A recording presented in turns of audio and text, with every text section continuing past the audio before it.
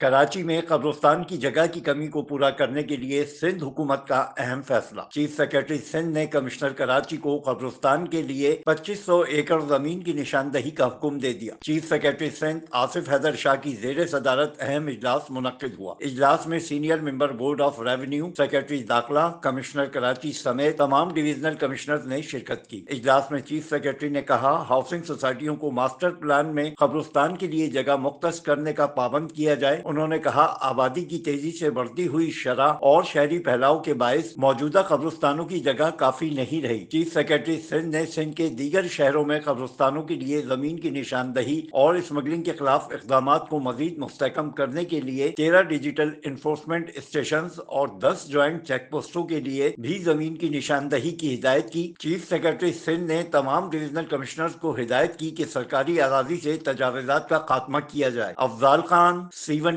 News, Karachi. C110 news, خبر کی اصل خبر۔